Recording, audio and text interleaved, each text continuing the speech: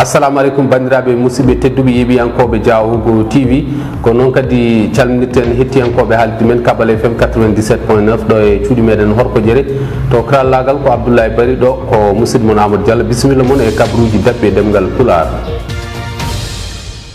ene wayno kuɗɗortoɗen ko ɗo e wuuro meɗen Horkodiéré eɗen gandi projet biyeteɗo PDC taw ko ballal Allah e ballal laamu leydi Sénégal ɓe gaddani remoɓe taweteɓe ɗo e nder diwan mo Matam machine aji taw ɗin ɗon machine aji noon faati koye walliddeɓe woni moto pompe uji ganduɗa ko ballitoji remoɓe no hannirta ni wonande bandiraɓe remoɓe taweteɓe ɗo e commune mo Horkodiéré noon keeɓino hen machine aji tolniɗo e 31 taw ko ballal Allah e ballal PDC e ballal laamu leydi Sénégal. kettuɗen reportage mo musidɗo men Abdoulaye Bari waɗanen hen gonɗen ɗo en koto wiyete mairie Horkodiéré gonen goni ɗo dans le cadre d'un projet ene wiye PRDC et VFS ko un projet de résilience et de développement communautaire dans la vallée du fleuve Sénégal ko un projet de développement, c'est un projet social. Projet o noon ne addi des motopompes en addi ballal des motopompes ene totti leydi Sénégal en totti région de Matam ene totti département Kanel ha tente commune Horkodiéré. Commune Horkodiéré heeɓi hen 31 motopompes mo gandanɗa hoorema jeeyi ɗum ko ɓiɓɓe commune o pour ɓe mbasa wurde koɓe gurno ho on jii les inondations de l'année 2024 na ndiyam ɗam ilam ɗam bonni joni ko pour rentorade walla mbiyen remoɓe dañi ballal par ce que moto pompuji ɗi e ɗin ɗo joni machine tellini ɗum lengge tellini ɗum wonande remoɓe. Joni machine ngaji gadda ɗo machine ngaji ɗi ko pour remoɓe adda ko ɗo e Horkodiéré on dendagal Dande Maayo non ɗo dari hannde kamɓe goni joom maayo en kamɓe gaddana machine ngaji ɗi ɗum ɗo ko ɓamtare leydi kadi ɗum ɗo firti ko heege iwaɗe leydi he so tawi ɗum ɗo yaari ni firti ko misinagal alngal gasat ɗo sa heeɓi ɗum ɗo hanka jankaɗɗanno wona galle ma ndena ɓesgu ma liggoɗa garta e galle maɗa mbawa andu ɗum ɗo ko ɗum Allah hokkuma kadi mo yondinaki tampat tan kono so laamu addi ɗum ɗo wimo liggo laamu ngo woni koye walludema heddino ko an balla hoorema sa dañi nde spectacle dañɗa ko nawata galle ma kolla sukaɓe ma kono wona liggata projet banggue faye nder wuuro wasnawde galle mum ɗum ɗo addira ko sa liggumi ano galle wuura eyyi ko ɗum woni ɗo en hannde rendini hen ɗo hannde e nder commune mo Horkodiéré keɗen gaddana machine aji ma won hekke 30 machine pawɗo koye nder commune mo Horkodiéré o feccete waccante ko remoɓe eɗen jetti Allah noon eɗen jetti laamu leydi Sénégal ardiɓe laamu leydi Sénégal eɗen jetti Allah eɗen jetti ɗumen kono hamin jetti Allah hamin jetti SAED jarama e SAED par ce que so feccere ne fecca tawaka sa feccanama joɗiɓe ne pecca ɓe ko ɓen jettata min jetti Allah min jetti SAED ko SAED fecci andi remoɓe andi ɓe ndemata minen noon komin remoɓe o machine waɗata min machine ngaji 4 e nder laamu leydi Sénégal komin remoɓe komin rewɓe campagne sur campagne ala nde min meeɗi dartade ceeɗu ndungu dabbude kala ganduɗo ne rema yo hutoro mo remani yo accu remoɓe jaaha Allah jarama on jarama. min gari ɗo henno ko rentude ɗo henne feccude machine ngaji min gaddanano ɗo e commune he Dande Maayo e Jeeri ndi minen foof ndendi machine ngaji ɗi kadi machine ngaji ɗi kadi ɗi gaddira tan ko pour remoɓe kala hadi mo remata kadi yo waɗ feere fata e ndema hane walla ene waɗi ɓamtare kadi machine ngaji ɗi gari machine ngaji gaddira tan ko pour remoɓe goto foof yo immo daro sirñino rema artira e galle muɗum minen ko deɓuɗe min mbaɗatno joni noon Allah walli kadi ha machine ngaji gari ɗum kadi ko ɓeydare remoɓe ɗum noon goto foof ene halfina machine muɗum yo ren toppito men ene wawa juddude hen balɗe kadi naftoro no feewi. Donc PRDC ko programme de résilience pour le développement communautaire ko kañum heeɓi gandanɗa hoorema toppiti vallée du fleuve Sénégal ko fewte programme surtout wallude yimɓeɓe wangge résilience hande noon ɓe gaddi ɗo ko machine ngaji pour hokkude remoɓe Horkodiéré heeɓi ko fodde 31 machine pour wallude ɗumen e guese ɓe par rapport e guese jolinoɗe rowane guese ɗe jolima ɓe gaddi ballal mabɓe avec bien sûr appui de l'État du Sénégal et programme mo ganduɗa hoorema mo mbimi joni on PRDC ɓe jeehi ɓe mbaɗi ciblé les mairies gonɗi e Dande Maayo Sénégal ko ɗi noon ɓe gaddani ɗumen hannde machine ngaji ɗi fof donc ko région de Matam o fof hannde noon yonta ko commune mo Horkodiéré ɓe gaddi ɗum ene waɗe dispersing. voilà ɗum woni ɗo henna e dow aussi ballal monsieur le maire Daouda Dia min mbaɗa saluer le passage par ce que kanko programme o nde adda départ nde ko kanko waɗi facilité pour wadde accueillir le programme en ce moment ni famaka no fewi mais waɗi ɓeɗo accueillir avec l'ancien sous-préfet ha wawi yettade ɗo henna ɗo yettiɗo hannde ɗo timmani remoɓe ɓe kono noon comme ko waɗano ko liste o aussi aɗa andi dans toute chose ene wodi tan ko wiyete il faut dañe équilibre seeɗa donc diwan o ne heewi ko bonira ko ne heewi région o ne yaaji kono noon a wawa wiide aɗa waɗa yimɓe foof lawol gotol ɗum ɗo ko daawal gadanal amin ɗamini hamin pelliti daawe goɗɗe ma mbaɗi avec le PRDC par ce que kolli min gueɗe kewɗe mbaɗata intervention donc ɗum ɗo koko fuɗɗi tan mais koko continue so Allah jaaɓi joomum. jarama Abdoulaye Bari golle ma jooɗi peewi ha hande keddoɗen koye arrondissement mo Horkodiéré en jahat ha toon e wuuro meɗen Wawnde kamɓe wawdankoɓe ne ɓe jaltino guure ɗe fof jaltirni hollidde ɓe jaadani e ko laamu ngu ƴetti comme kuule wiide wonde en hetta force uji no watta ɗum e juuɗe privé ji ko ɗum woni sababu ɓesgu wawdankoɓe waɗi jaltal muɗum no hannirta ni en kettoto reportage mo musidɗo men Abdoulaye Bari waɗani en hen taw ko ɗemgal Pulaar Wolof e français kamɓe sonike e Bambara e micro Diaogo TV. o forage mo jiiɗon ɗo ko Wawnde ɓesgu wawdankoɓe foof jalti e kuuɓal gam hollidde jaatani e ɗum ɗo ɗum ganduɗa ko laamu ngu ƴetti so ƴettude forage uji mabɓe watta ɗum e juuɗe privé ji ko ɗum woni sababu rewɓe e worɓe foof jalti huccidde e jayndiyankoɓe gam hollidde mette munen.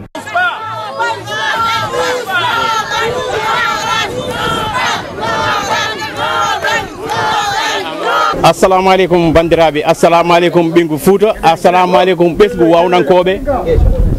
ɗo eɗen gandi wiyete ko Wawnde Gundum e Gural Baba Ñaagui tongo e dindeje Modou Ngullo Sara Hayre sabbu Allah e dedego jire yimi ɗon dambani keelede bandu Samba Mayel jeeri ban wuppa juuɗa yeddi lamɗo ƴogoɓe.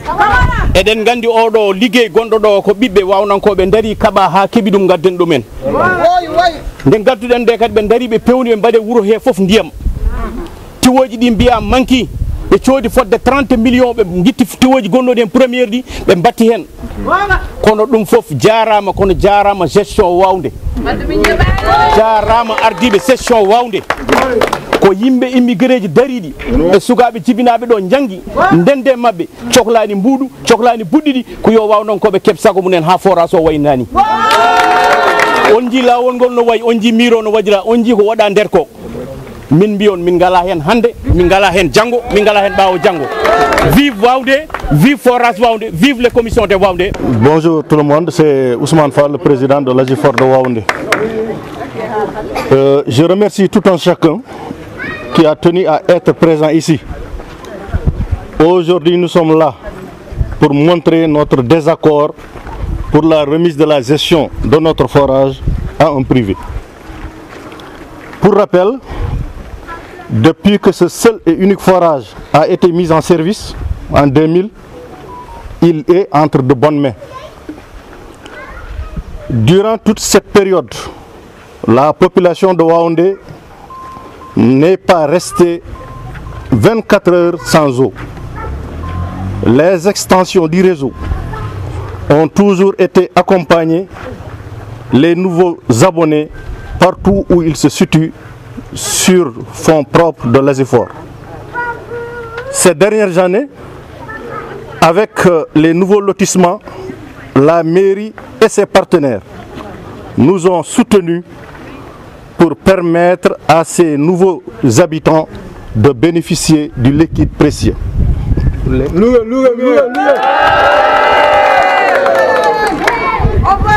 Aujourd'hui, avec la mairie comme partenaire, nous avons mis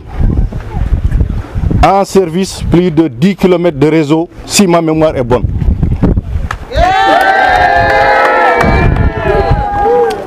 L'Agifor a acquis un équipement solaire qui assure l'alimentation du forage durant la journée.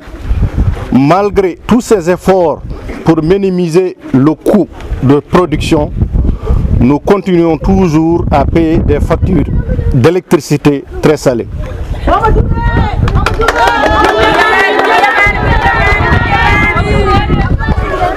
Le forage dispose aujourd'hui de 3 sources d'énergie. un groupe électrogène fonctionnel, l'électricité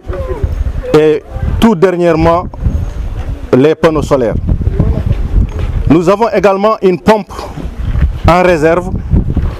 pour d'éventuelles pannes. L'eau est disponible dans les robinets 24 heures sur 24. Je tiens à préciser que le forage a toujours payé ses factures d'électricité, quel que soit le montant, témoignant de sa bonne santé financière.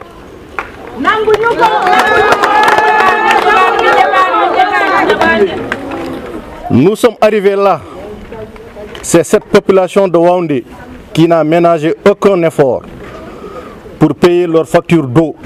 permettant ainsi à l'Azufor de régler tous ses problèmes vis-à-vis de son personnel et de ses autres charges. Nos écoles, case des tout petits, école élémentaire 1, école élémentaire 2, le CM, le lycée, le centre de formation professionnelle, les mosquées, la mairie, la gendarmerie, le poste de santé, le centre de santé, tous bénéficient de la gratuité de l'eau. Merci. En plus, la nouvelle pépinière des eaux et forêts de la commune de Waoundé est logée au sein de ce forage et bénéficie également de la gratuité de l'eau.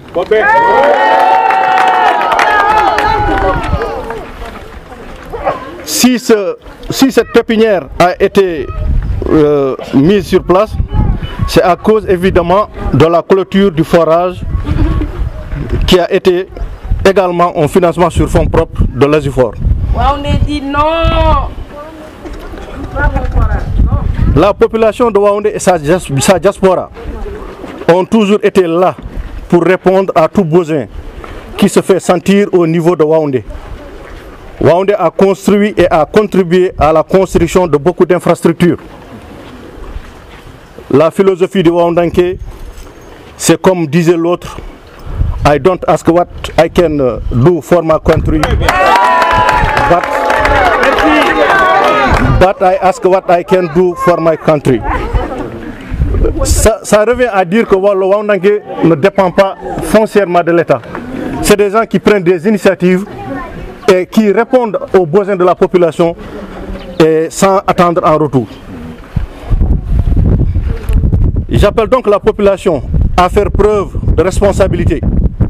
et à savoir ce que nous avons mis plusieurs années à construire doit être pérennisé. Nous n'avons aucun problème avec notre forage. Nous disons non à la privatisation.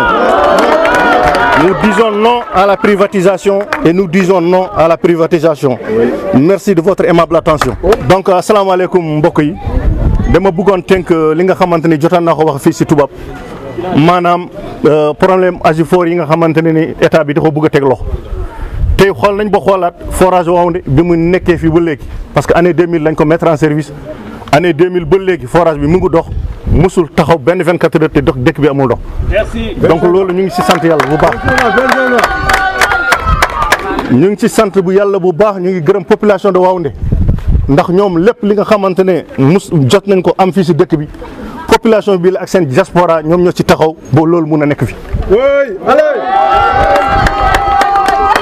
forage Waoundé tey bu ngeen ko xoolee forage bi ñu clôturé la sécurisé forage la bi nga xamante ne dafa am ay panneaux solaires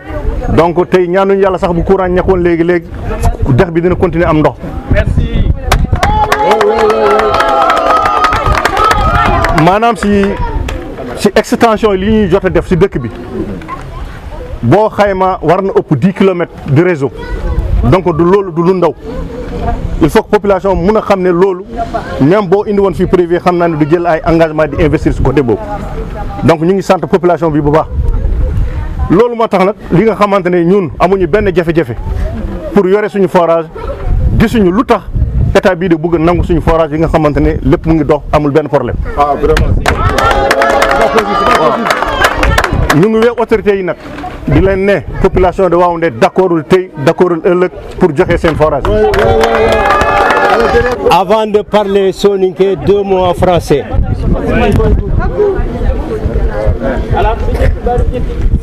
la population de Waoundé a espéré autre chose. Nous avons espéré la médaille du mérite des gens qui travaillent à la place de l'État. Waoundé est une ville qui travaille, qui fait tout ce que l'État doit faire. Ce forage est une contribution de la population de Waoundé. Sans parler des écoles, la santé, les inondations, les problèmes. Waoundé n'a jamais vu personne, Waoundé n'a pas vu l'État, Waoundé n'a pas de problème. Maremu, au cours de Simelenki, État qui est de médaille, n'y a pas de khakun goliangano nyankaya. Haoka fouve deberna nari tanke utwa koma. Debugumentoko, Waoundanko tibar lopet, Waoundanko non. Intei lenki, intei kumbane. Kenkunga, inowaro jemu, comme président de Komogombe, ogodo nakane nyetu Mogombe gil dar woylenu nakane nyetu kundunya. Ke forage am dem pane nabada. Hargana pane minute ni nyantan malere ini sirondi nabada. Oga mulo ka fube kong etanda. Gana inokudum be ni ga Senegal giganti mak. Ana jinkinia. Wa unango ku ka fube nyaganei. Ana forage tan ko fo maka do deben koro. Araganti ken nangano warjem. Ano warjem. Kenkunga tango forage ngutu bakoma hangte lakini privé ni wontay lenki wontay kumbane digame ke wona wasa gillondini kiyente nan soro kuna wase tampini soro ngeri ga fube ko waunde tibara waunde no wontay lenki wontay kumbane. Assalamu alaikum jama anyafo waunde forage ya bara damine kabri des années 2000 on sante kabri fofo dans sante waunde forage madrika pana hal donkele nga bi woko kubina forage minana anko kante antarabi antarasini voilà anya fofo waunde wala de woni forage minana ka depuis 2000 hal donkele jibo madrika make doina yanno a gestion fara nyelendo kabri fende million de be waunde kess kono ay awre yaymno femu be kess kono ya betla wallahi jibo madrika make na hal donkele baba kube forage minana anko kantarabi antarasini yo amason bi amason jini o kambila anga manga forage minaka ka jera amu nyeto mo karanye wallahi sama fo be andoko ni beba do wonde importance be duguyna ci ko mun forage bi importance duguyna ci ko mun ante bi ante jini yo ambode fo fangay anga forage karanye ko abla anga forage minaka jere yo anyafo o don tuni ko may antara tibi antara bi jini Bismillahir Rahmanir Rahim salatu wa salamu ala rasulillah sallallahu alaihi wasallam o se fe waundu forage nya xambang lenki ti waunu su toxo ke forage nan ci gil 2004 lenki fofo manke ke forage wallahi ji fe fofo fe installation ga dox bene ga telma 3 km ma 5 km o do ko ke wala su deberi waunde wauna gom kor ji wonte lenki wonte khumbabe gouvernement ngamula no demar forestal waundu khoro me kebe go mak wonti kini sere parce que tampion do tola ñaan har forage ke toura ci ba kebe ga solo ñaan deber quoi alhamdulillah rabbil alamin wa foni go forage wonti kini sere bara assalamu alaykum leta maha ano wori o jomu ano wor wo tranquille parce que ke forage aroye waundu do wacce na xam o immigré ni iyanu gunnenga iyam panken kiyente wuronte iyando ke forage wut igadriti o mu dem manken ci abadan harpa an gana forage ke kita 4h sur 24 heures soro ñaan yeri ga surveiller iga ragani ga deberini o ga min moko be ga lingo dang fofo ga wawunde fulle ngano ko surake ngano ko fo ngano ko bambara ngano ko njago ngano ko o jimo manke abada o jilni ji sennenya o jilni ji lingenya ken ko ko se malenki wawunden population khorenya fankandu a forage ka po mak dinanti kebe go mak gatini ba ko ya fona forage ngo baral len ko bar ko mane o ma kinai lenki o ma kinai khumane o ya fona forage leta ma kinai sakleta ga ba ko re mu ñaan bitim rewi ga gol ñanga igi dole tawndini iko forage kinno o ga gol ñanga ga birente o ga munne fentay o bara so dum don bendi bandirabe halpular amin ñago on ya fu gor fo mi salmini dum inde mun e yettode mun odo France so leta win heftu dum ngani wawa hebede non ko biba men ngori ciagal leydi min jibini ko biba men ebe ngori ciagal leydi ebe ligo jamme nyalo ko bi inigreji ɓe gona e nguleki ɓe gona e ɓuuɓol eɓe doole mabɓe sembe mabɓe anniye mabɓe moƴƴo duwa amen ne ndewe mabɓe ko kamɓe liggi gaddi oɗo forage ko oɗo forage ari wawde fewde joni hay goto mankaka ndiyam pour kala koɗɗo wawde eko taari wawde ala galle mo ala robine ala tarode mo ala robine mo ala robine minen komin jogui ko laamu hokkani min caggal Allah e nelaɗo muɗum e immigré amen e mewji amen e joom wuroji amen ko warñede amen tampere amen so laamu wiine heeɓa so laamu wiine heeɓa so laamu wiine heeɓa yoyti hen feɗende makko wawde wi lopete min jaɓani hande min jaɓani janggo o jeeya o wawa tettude neɗɗo tettora koko jeyɗa kono ka jeeya o wawa hebde ni minen jeytaka men min kokkanimo hande min kokkanimo janggo somo wawa noon somo yiiɗi deeye yo accu wawde deeje minen min jiiɗi tan ko jaam min jiiɗi ko deeye bu loolu jeexe sama mbokk olof yi ñëpp a ngi fi teew forage bi ñëpp a si jëriñoo forage bi suñu doole la forage bi suñu ñàkk doom la forage bi suñu doom ñoo nekk ci bitim réew guddi ak bëccëg di liggéey suñu immigré lu ñu am lu baax ñu indi ko su dëkk bi yëpp jëriñoo ko population bi yëpp jëriñoo ko kon su nguur gu waxee dafay nangu munu koo nangu suñuy ñàkk xale la duñ ko jox tey duñ ko jox suba ñoo ba ñoo laal ko ba tëdd ci suuf du ko laal te nañu may suñu jàmm nañu may suñu jàmm laa te jàmm lañu soxla ci réew mi